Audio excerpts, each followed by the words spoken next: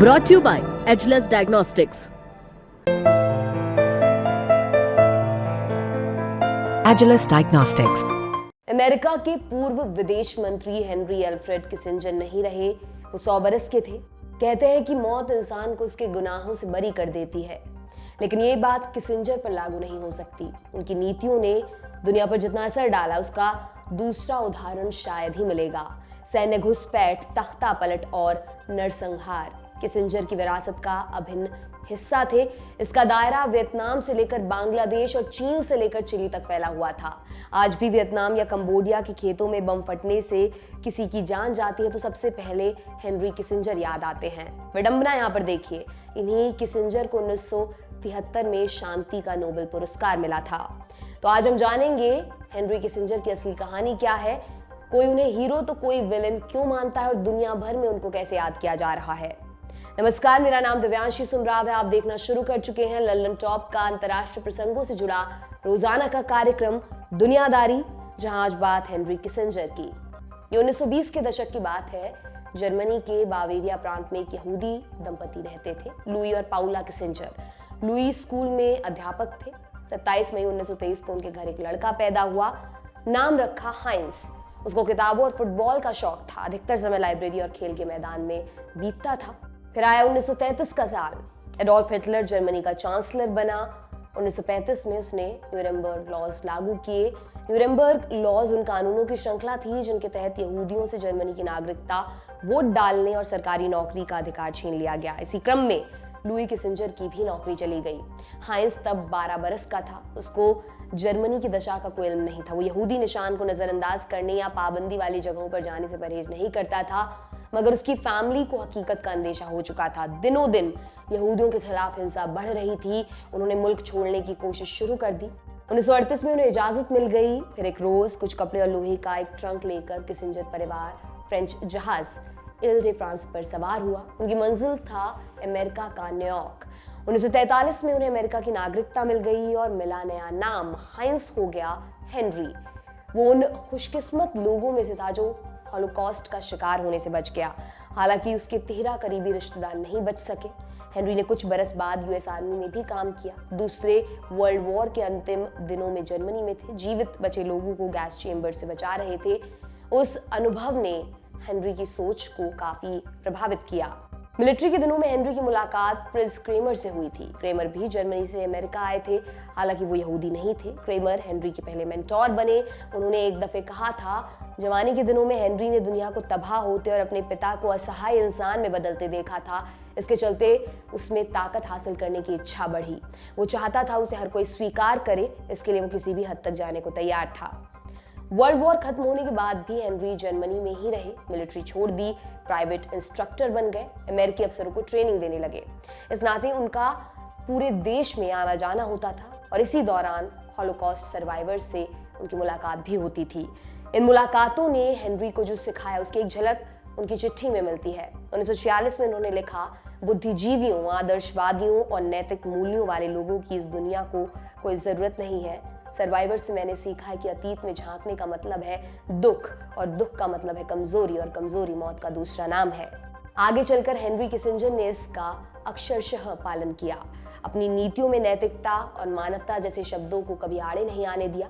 1947 में वो जर्मनी से वापस लौट गए, हार्वर्ड यूनिवर्सिटी में दाखिला लिया, पीएचडी की, फिर वहीं पर टीचर बने। अमेरिका की विदेश नीति पर कई किताबें लिखी। इनकी चर्चा व्हाइट हाउस तक में हुई। फिर 1959 का साल आया। हेनरी किसिंजर के दफ्तर में एक चिट्ठी आई नेल्सन रॉकफेलर की। रॉकफेलर उन दिनों राष्ट्रपति ड्वाइट आइजनहावर के सलाहकार हुआ करते थे। उन्होंने किसिंजर को कोल्ड वॉर से जुड़ी मीटिंग में हिस्सा लेने के लिए बुलाया था। इस मीटिंग के बाद दोनों की दोस्ती हुई। ये पहली सीढ़ी थी जिस पर चढ़कर किसिंजर व्हाइट हाउस का रास्ता तय करने वाले थे। 1968 में अमेरिका में राष्ट्रपति चुनाव का बिगुल बजा। रिपब्लिकन पार्टी के प्राइमरी इलेक्शन में रॉकफेलर ने दावेदारी पेश की। किसिंजर को उनमें मौका दिखा। वो रॉकफेलर के भाषण लिखने लगे। इनमें रिचर्ड निक्सन की धज्जियां उड़ाई जाती थी। निक्सन भी रिपब्लिकन पार्टी से टिकट मांग रहे थे। किसिंजर के लिखे भाषणों का कोई असर नहीं हुआ। निक्सन ने प्राइमरी चुनाव जीत लिया। जैसे ही रॉकफेलर के सितारे गिरे, वैसे ही किसिंजर ने उनका साथ छोड़ दिया। उन्हें निक्सन ने अपनी टीम ज्वाइन करने का ऑफर दिया। ये किसिंजर का बिग मोमेंट साबित हुआ। उन्होंने रॉकफेलर वाला कनेक्शन छिपा लिया। निक्सन ने राष्ट्रपति चुनाव जीत लिया। किसिंजर को नेशनल सिक्योरिटी एडवाइजर बनाया गया। कहने को वो NSA भर थे, मगर हकीकत में विदेश मंत्रालय को वही चला रहे थे। आखिरकार सितंबर 1973 में उन्हें विदेश मंत्री की कुर्सी भी मिल गई। 1977 तक दोनों पदों पर काम करते रहे। सरकार से निकलने के बाद भी उनका रसूख कायम रहा। कई जांच कमीशंस के वो मुखिया रहे। लगभग सभी राष्ट्रपतियों ने उनसे अलग अलग मसलों पर सलाह ली। जब भी कोई नया राष्ट्रपति व्हाइट हाउस पहुंचा, उसने किसिंजर को मिलने जरूर बुलाया। इसमें डेमोक्रेटिक और रिपब्लिकन पार्टी दोनों के राष्ट्रपति शामिल रहे हैं। किसिंजर एकेडमिया में भी बने रहे। कई यूनिवर्सिटीज में इंटरनेशनल रिलेशंस उन्होंने पढ़ाया। इसके अलावा उन्होंने 10 से अधिक बेस्ट सेलिंग किताबें भी लिखी। उनको नोबेल प्राइज के अलावा प्रेसिडेंशियल मेडल ऑफ फ्रीडम भी मिला। ये अमेरिका का सबसे बड़ा नागरिक सम्मान है और अब ये चक्र पूरा हो चुका है। हेनरी किसिंजर के जाने से एक युग का अंत हुआ है, मगर उनकी विरासत बरकरार है। यही वजह है कि उनकी मौत पर दुनिया 2 धड़ों में बंट गई है। एक धड़ा उन्हें शानदार राजनीति विज्ञानी और कठोर फैसले लेने वाला डिप्लोमेट बता रहा है, तारीफ कर रहा है। वहीं दूसरा धड़ा उन्हें युद्ध अपराधी बता रहा है, लाखों लोगों की मौत का दोषी बता रहा है। जिस वक्त पर अधिकतर नेता उनकी याद में आंसू पेश कर रहे हैं, 2 अमेरिकी मीडिया संस्थानों की सुर्खियां सबका ध्यान खींचती है। रोलिंग स्टोन ने सुर्खी लगाई है, Henry Kissinger, war criminal beloved by America's ruling class finally dies. यानी हेनरी किसिंजर, वो युद्ध अपराधी जो अमेरिका की रूलिंग क्लास का चहेता था, आखिरकार मर गया। हफिंगटन पोस्ट ने अपनी वेबसाइट के होम पेज पर लिखा है, the beltway butcher war criminal Kissinger dead eight 100। सरकारी कसाई युद्ध अपराधी किसिंजर की 100 की उम्र में मौत। अब आपके मन में एक जरूरी सवाल यहां पर उठ रहा होगा, किसिंजर को लेकर इतना विरोधाभास क्यों है? इसका जवाब समझने के लिए हमें उनकी विरासत को विस्तार से समझना होगा। अंक संख्या 1, सीक्रेट मीटिंग्स। सबसे बड़ा उदाहरण चीन का है। 1960 के दशक में सोवियत संघ और चीन के बीच लड़ाई हुई। युद्ध के बाद चीन सोवियत संघ से दूर होने लगा। ऐसे में एक वैक्यूम क्रिएट हुआ। इसको भरने के लिए अमेरिका आगे आया। चीन को यूनाइटेड नेशंस में मान्यता नहीं मिली थी, इसके लिए उसे अमेरिका की मदद की जरूरत थी। किसिंजर ने मौके की नजाकत को पहचान लिया। उन्होंने निक्सन को चीन से दोस्ती करने के लिए मनाया। इसके बाद दोनों तरफ से चिट्ठियों का एक सिलसिला शुरू हुआ। इस बातचीत को सीक्रेट रखा गया क्योंकि दोनों ही देश एक दूसरे पर भरोसा नहीं करते थे। उन्हें पता नहीं था कि बातचीत किस दिशा में जाएगी। फिर अप्रैल 1971 में चीनी प्रधानमंत्री चाउ एन लाई के न्योते पर अमेरिका की टेबल टेनिस टीम ने चीन का दौरा किया। ये दौरा सफल माना गया। इसके बाद अमेरिका ने अपना सरकारी डेलीगेशन भेजने का फैसला किया। इसके लिए किसिंजर को चुना गया। जुलाई 1971 में किसिंजर एशियाई देशों के दौरे पर निकले और इसी दौरान वो पाकिस्तान गए। वहां उन्होंने बीमारी का बहाना बनाया। मीडिया को बताया गया किसिंजर कुछ दिन आराम करेंगे, लेकिन अगले ही दिन वो एक पाकिस्तानी प्लेन में बैठकर बीजिंग पहुंच चुके थे। इस ट्रिप को अंतिम समय तक छिपा कर रखा गया। दौरा खत्म होने के बाद जॉइंट स्टेटमेंट जारी किया गया। कहा गया रिचर्ड निक्सन को चीन आने का निमंत्रण मिला है और निक्सन ने इस न्योते को स्वीकार कर लिया है। यहां से अमेरिका चीन संबंधों में सुधार की शुरुआत हुई। अक्टूबर 1971 में जब चीन को यूएन में शामिल करने का प्रस्ताव लाया गया, तब अमेरिका ने कोई आपत्ति दर्ज नहीं कराई और ना ही उसने अपने सहयोगी देशों पर ऐसा करने का दबाव डाला। उससे पहले तक उसने यूएन में चीन की एंट्री का विरोध किया था। फरवरी 1972 में निक्सन और किसिंजर चीन गए। उनका जबरदस्त स्वागत हुआ। उनके बीच वन चाइना पॉलिसी और ताइवान जैसे मसलों पर बातचीत हुई। 1979 में अमेरिका ने चीन को आधिकारिक तौर पर मान्यता दे दी। इस पूरी कवायद का श्रेय किसिंजर को मिला। किसिंजर ने 1973 के अरब इजराइल युद्ध को रुकवाने में भी अहम भूमिका निभाई थी। उनकी एक उपलब्धि को वियतनाम वॉर से भी जोड़ा जाता है। किसिंजर ने NSA बनते ही नॉर्थ वियतनाम के साथ बातचीत शुरू कर दी थी और इसी की बदौलत जनवरी 1973 में संघर्ष विराम भी हुआ।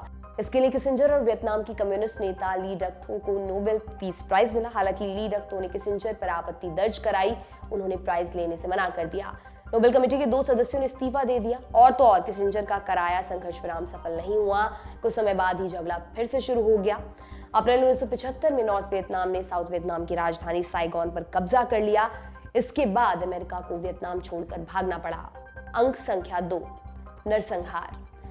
जब रिचर्ड निक्सन राष्ट्रपति बने, उनके सामने सबसे बड़ी चुनौती वियतनाम से थी। 1955 में शुरू हुआ युद्ध उनके गले की फांस बन चुका था। 1969 में अमेरिका के लगभग 5.5 लाख सैनिक वियतनाम में थे। उन्हें एक झटके में बाहर निकालना मुश्किल था। निक्सन सम्मानजनक विदाई चाहते थे। उन्होंने इसका जिम्मा किसिंजर को सौंपा। किसिंजर ने 6 महीने का वक्त मांगा। उनकी सलाह पर ऑपरेशन ब्रेकफास्ट लॉन्च किया गया। अमेरिका को लगा कि हो ची मिन्ह ट्रेल को तबाह कर युद्ध जीत सकता है। हो ची मिन्ह ट्रेल कंबोडिया तक जाती थी। इसके जरिए नॉर्थ वियतनाम के विद्रोहियों को सप्लाई पहुंचाई जाती थी। 1969 और 1970 के बीच अमेरिका ने कंबोडिया पर लगभग 54 करोड़ किलो बम गिराए। इसमें लगभग 5 लाख आम नागरिक मारे गए। सीधा नरसंहार था। बाद में लीक हुए दस्तावेजों में ये सामने आया, हेनरी किसिंजर और उनकी टीम ने उस दौरान हुई हर एक बमबारी को अप्रूव किया था। उन्होंने इसे मीडिया से छिपाकर रखने की साजिश भी रची थी। अमेरिका के गिराए लाखों बम आज भी लाओस, कंबोडिया और वियतनाम के खेतों में पड़े हैं। उन्हें हटाने की कोशिश जारी है। दूसरी घटना भारत के पड़ोस की थी। वेस्ट पाकिस्तान के मिलिट्री जनरल याया खान ने शेख मुजीबुर रहमान को सरकार नहीं बनाने दी। जब मुजीब की पार्टी अवामी लीग ने इसका विरोध किया, उनके खिलाफ याया ने सेना उतार दी। मार्च 1971 में ईस्ट पाकिस्तान में ऑपरेशन सर्च लाइट शुरू हुआ। उस वक्त आर्चर कैंपबेल ईस्ट पाकिस्तान में अमेरिका के काउंसिल जनरल हुआ करते थे। उन्होंने चिट्ठी भेजकर बताया कि याया की सेना नरसंहार कर रही है, इसे रोकने की जरूरत है, मगर उनकी अपील को दरकिनार कर दिया गया। भारत के प्रधानमंत्री इंदिरा गांधी ने अमेरिका का दौरा किया। उन्होंने निक्सन प्रशासन को मनाने की कोशिश की, लेकिन वे पूर्वाग्रह से ग्रसित थे। उन्होंने कोई ध्यान नहीं दिया। निक्सन और किसिंजर दोनों अपनी निजी बातचीत में इंदिरा गांधी और भारतीयों के लिए अपशब्दों का इस्तेमाल करते थे। इसके बरक्स वे पाकिस्तान को हथियारों की खेप भेज रहे थे। दरअसल याया खान चीन और अमेरिका के बीच बिचौलिए की भूमिका में थे। अमेरिका उनको दुखी नहीं करना चाहता था। इसके चलते 3 लाख से अधिक बंगालियों की हत्या हुई। तीसरी घटना ईस्ट तिमोर की है। ईस्ट तिमोर पुर्तगाल की कॉलोनी हुआ करता था। अमेरिका को लगा कि वियतनाम के बाद वहां भी कम्युनिस्ट सरकार आ सकती है। किसिंजर ने इंडोनेशिया को हमले के लिए उकसाया। दिसंबर 1975 में इंडोनेशिया ने हमला कर ईस्ट तिमोर को अपना प्रांत घोषित कर दिया। इस कवायद में 1 लाख से अधिक लोगों की हत्या हुई या वे भुखमरी की वजह से मारे गए। अंक संख्या 3, तख्ता पलट। सितंबर 1970 साउथ अमेरिका महाद्वीप में बसे चिली में राष्ट्रपति चुनाव हुए। इसमें कम्युनिस्ट नेता सल्वाडोर अलांदे को जीत मिली। इसने अमेरिका को परेशान कर दिया। अमेरिकी खुफिया एजेंसी CIA ने अलांदे को हटाने के लिए सीक्रेट ऑपरेशन चलाया। पैसे देकर हड़ताल कराई गई। प्रेस में अलांदे के खिलाफ खबरें छपवाई गई। बैकडोर से सेना के विद्रोही धड़े को सपोर्ट किया गया। आखिरकार 11 सितंबर 1973 को मिलिट्री जनरल अगस्तो पिनोशे ने तख्ता पलटकर सत्ता पर कब्जा कर लिया। अलांदे ने गोली मारकर अपनी जान ले ली। पिनोशे ने अगले 15 बरस तक सत्ता चलाई। कुर्सी छोड़ने के बाद उसके ऊपर मानवाधिकार उल्लंघन, किडनैपिंग और हत्या के अनगिनत आरोप लगे, मगर कभी बाल बांका नहीं हुआ। इन सबके बीच अमेरिका पिनोशे का भागीदार बना रहा। एक उदाहरण से आपको समझाते हैं। 1 अक्टूबर 1973 को किसिंजर की टेबल पर एक फाइल आई। इंटर अमेरिकन अफेयर्स सेक्रेटरी ने अपनी रिपोर्ट में पिनोशे के काले कारनामों की जानकारी दी थी। साथ में एक सलाह भी थी। कैसी सलाह? अमेरिका चिली में पिनोशे के अत्याचार को समर्थन देना बंद कर दे। किसिंजर ने रिपोर्ट पढ़ी और कहा, मुझे लगता है हमें अपनी नीति को समझने की जरूरत है। वे कितने भी गलत काम क्यों ना करें, चिली का मिलिट्री शासन हमारे लिए अलांदे से कहीं बेहतर है। ऐसे और भी कई उदाहरण हैं। मसलन किसिंजर ने अर्जेंटीना में 1976 में हुए सैन्य तख्ता पलट को सपोर्ट दिया था। न सिर्फ सपोर्ट, बल्कि उन्होंने अपने मंत्रालय को ताकीद की कि अर्जेंटीना की नई सरकार के खिलाफ एक शब्द न बोला जाए। इसके अलावा किसिंजर पर साउथ अफ्रीका की नस्लभेदी सरकार, अंगोला और रोडेशिया जैसे देशों में सैन्य सरकारों के दमन को समर्थन देने के आरोप लगते हैं। आधिकारिक दस्तावेजों में इनकी पुष्टि भी हो चुकी है। इसके बावजूद किसिंजर ने कभी माफी नहीं मांगी और ना ही अमेरिका की सरकार ने न्याय बरतने में कोई दिलचस्पी दिखाई। वो ताउम्र अमेरिकी सत्ताधारियों के फेवरेट बने रहे।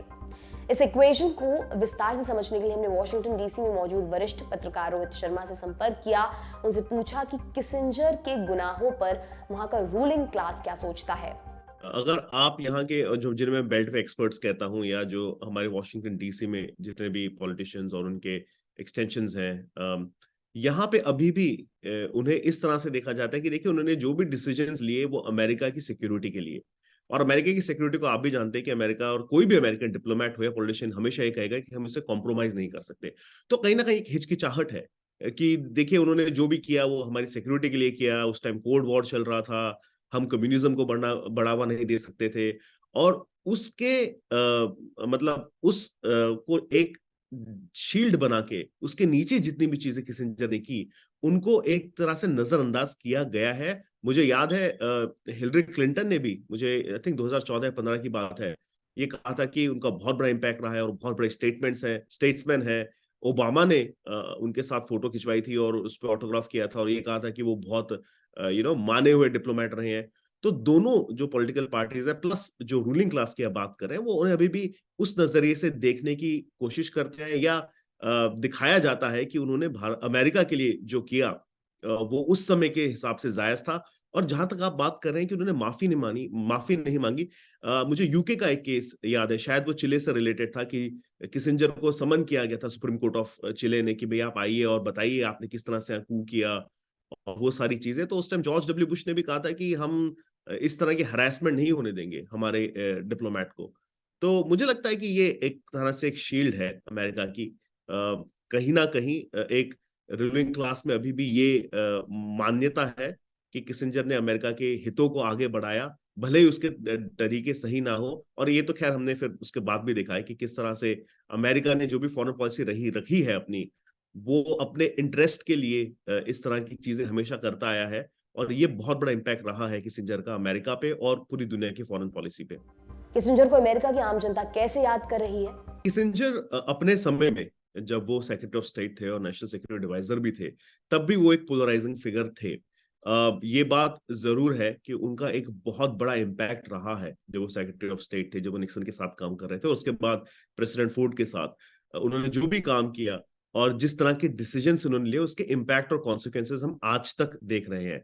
तो अगर आप एक फॉरेन डिप्लोमेसी पर्सपेक्टिव से, एक स्टूडेंट की नजरिए से देखेंगे, तो उन्हें उनकी चीजों को, उनकी किताबों को पढ़ा जाता है और कहीं ना कहीं कोशिश की जाती है समझने की उनके माइंडसेट को। लेकिन अगर आप एक आम अमेरिकी नागरिक से आज पूछें किसिंजर के बारे में, और क्योंकि इतनी सारी चीजें अब पब्लिक डोमेन में आ चुकी है, जिस तरह से लाओस कंबोडिया में जो वॉर हुआ, वो उनके दिमाग की एक उनके दिमाग में आइडिया पनपा था कि इस तरह की चीजें करनी चाहिए। जिस तरह से वहां पे बम गिराए गए, लोगों की जानें वहां पे गई, जिसमें उनका कोई ऐसा था नहीं कि लाओस और कंबोडिया बहुत बड़ा थ्रेट है पूरी दुनिया को या विश्व को।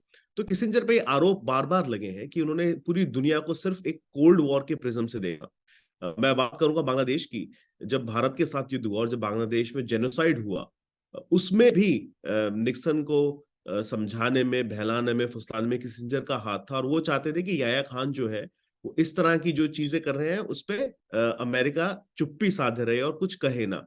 तो कहीं ना कहीं आई थिंक जब से बहुत सारी चीजें पब्लिक डोमेन में आई हैं, उनके बारे में पोलराइजेशन बढ़ा है। आज रोलिंग स्टोन्स ने एक बहुत स्केथिंग आर्टिकल लिखा है, उसमें उन्हें वॉर क्रिमिनल कहा गया है, कि जितनी ज्यादा जाने शायद उन्होंने ली है, उतनी आज तक किसी भी एक पॉलिटिकल ऑफिस में या एक गवर्नमेंट ऑफिशियल ने किसी भी कंट्री में शायद ना ली हो, बिकॉज ऑफ हिज मूव्स। तो कहीं ना कहीं मुझे लगता है कि किसिंजर को अमेरिका दो रूप से दिखता है। एक, जिसने पिछले समय में और आने वाले जो समय में उनके बाद से दुनिया की फॉरेन पॉलिसी और डिप्लोमेसी को एक नया रूप दिखाया। अब वो रूप से हम कितना सहमत है, आज ये एक टॉपिक है डिस्कशन का, डिबेट का। और दूसरा, एक ऐसा लीडर, एक ऐसा पॉलिटिशियन स्लैश डिप्लोमैट जिसने अमेरिकी इंटरेस्ट के सामने लोगों को, बाकी नेशंस को, सरकारों को, डिप्लोमेट्स को कुछ भी नहीं समझा। और वो इंदिरा गांधी का जो बार बार किस्सा हम सुनते हैं कि किस तरह से उन्होंने अपशब्द यूज किए इंदिरा गांधी के लिए, भारतीयों के लिए। तो मुझे लगता है कि अगर आप मुझसे पूछे, मेरा ओपिनियन भी यही है कि किसिंजर ने जो चीजें की, शायद उनके लिए उन्हें दोषी इतना ठहराया नहीं गया उनके समय में। लेकिन आज जो अमेरिका के लोग हैं, वो ये बात समझते हैं, जानते हैं। और जो हमने एक फॉरेन पॉलिसी में चेंज देखा है अमेरिका में, वो शायद इसलिए भी दिखा है कि अमेरिका उस तरह की गलतियां दोहराना नहीं चाहता। हेनरी किसिंजर की विरासत को कैसे देखा जाना चाहिए, भारत के संदर्भ में इसकी क्या व्याख्या हो सकती है, ये सवाल हमने पूछा डेलावेयर यूनिवर्सिटी में इंटरनेशनल रिलेशंस के प्रोफेसर डॉक्टर मुक्तदर खान से। सुनिए उन्हें। हेनरी किसिंजर को यहाँ पर तो बहुत ही बड़ा माना जाता है कि American foreign policy 20th century में, वो कहते हैं कि he is one of the architects of the world. मेरी नज़र में तो वो एक वॉर क्रिमिनल है। उनको जॉर्ज बुश ने बचा लिया, वरना वो शायद आज जेल में होते फॉर वॉर क्राइम्स, खासतौर से जो चिली में हुए थे।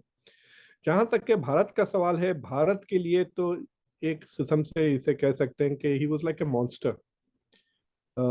एक बार मतलब ये उनके जो निक्सन साहब थे प्रेसिडेंट, उन्होंने इंदिरा गांधी के बारे में गाली का इस्तेमाल करते हुए कहा, तो हेनरी किसिंजर कहा था कि सारे हिंदुस्तानी एनीवे आर हरामजादे, कॉल देम बास्टर्ड्स।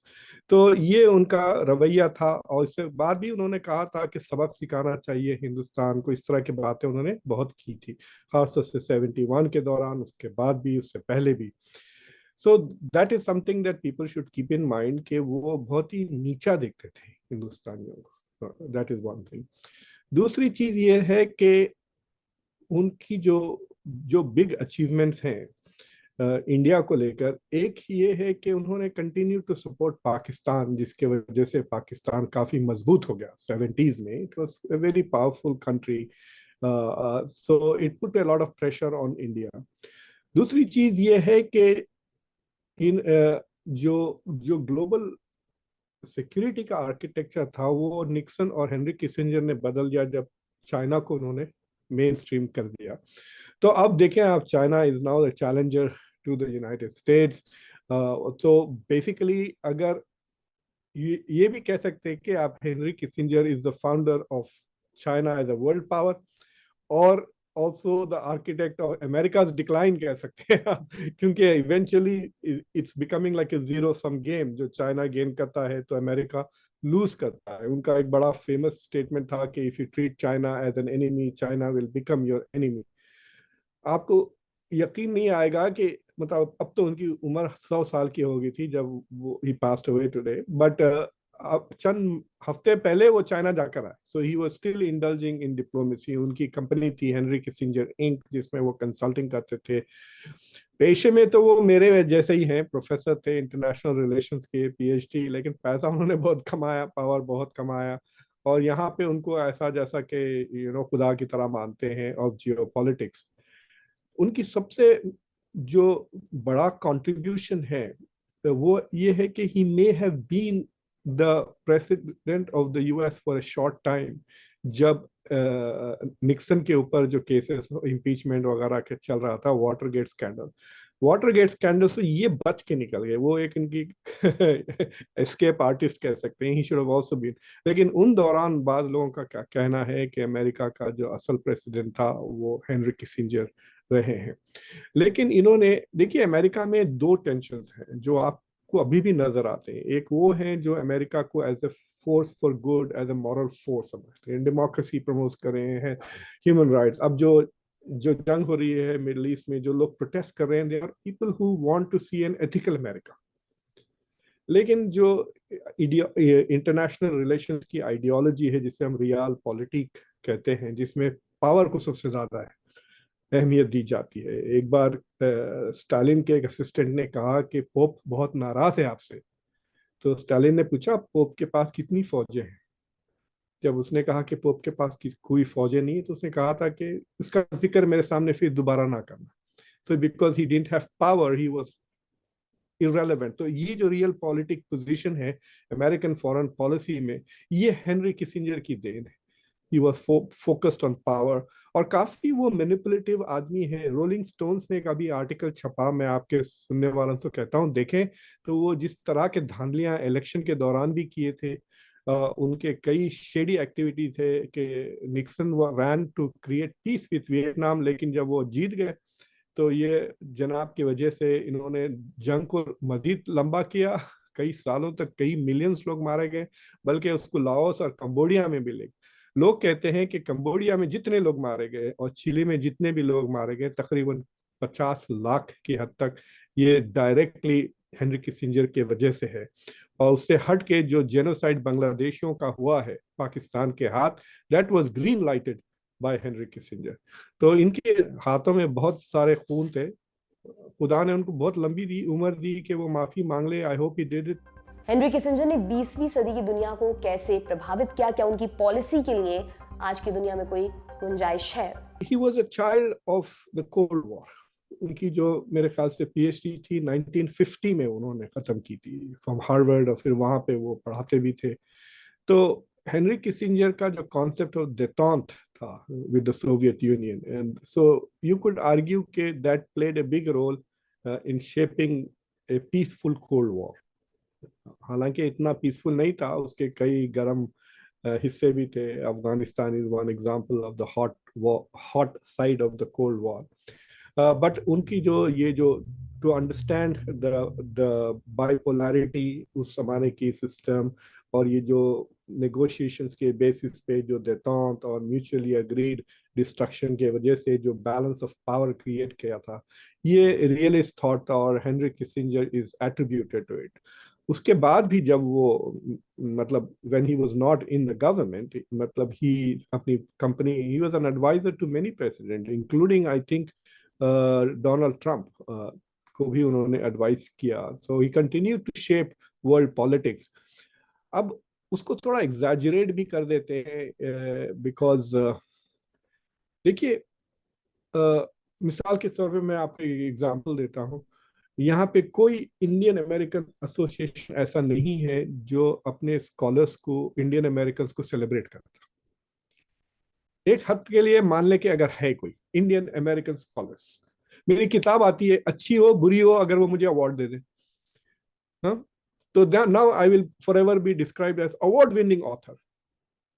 ठीक है, फिर मुझे वो अवार्ड दे दे किसी के नाम से, Chanakya award for Jio politics, ये वो करके, तो अपनी कम्युनिटी के लोगों को चढ़ाएं और उनको हीरोज बनाएं.